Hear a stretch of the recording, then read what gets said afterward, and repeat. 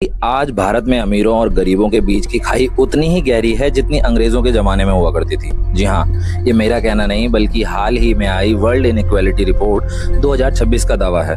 इस रिपोर्ट के आंकड़े चौंकाने वाले हैं। भारत में सबसे अमीर 1% लोग देश की कुल इनकम का 22.6% हिस्सा कमा रहे हैं। ये आंकड़ा आज़ादी के बाद से अब तक का सबसे उच्चतम स्तर है। तो मुझे तो इस रिपोर्ट को देखने के बाद घातक मूवी का ये सीन याद आता है। दामपत्र दिखाया कि नहीं तूने?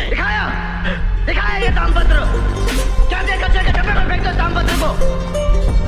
क्यों लड़े आप आजादी के लिए? क्या मिला आपको इस आजादी से?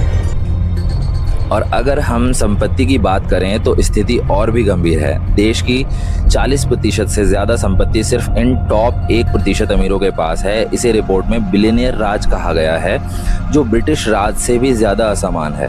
अब ये सवाल है कि आम आदमी यानी नीचे के 50% आबादी के पास क्या है? जवाब है सिर्फ 15%। जी हाँ, देश की आधी आबादी के पास कुल आय का बहुत छोटा हिस्सा है। अमीर और अमीर होते जा रहे हैं, जबकि मिडिल क्लास और गरीब वर्ग के लिए आगे बढ़ना बहुत मुश्किल होता जा रहा है। रिपोर्ट में दो और बड़ी बातें कही गई हैं। पहली, भारत का टैक्स सिस्टम रिग्रेसिव बताया गया है, यानी ये अमीर पर कम और आम आदमी पर ज्यादा बोझ डाल रहा है। और दूसरी, भारत में महिलाएं पुरुषों के मुकाबले बहुत कम काम कर रही हैं। लेबर इनकम में महिलाओं की हिस्सेदारी सिर्फ 18% के आसपास है। रिपोर्ट सिर्फ आंकड़े नहीं, ये हमारे आर्थिक ढांचे पर एक गंभीर सवाल है। आप इस बारे में क्या सोचते हैं? क्या अमीरों पर वेल्थ टैक्स लगना चाहिए? अपनी राय कमेंट सेक्शन में जरूर बताएं।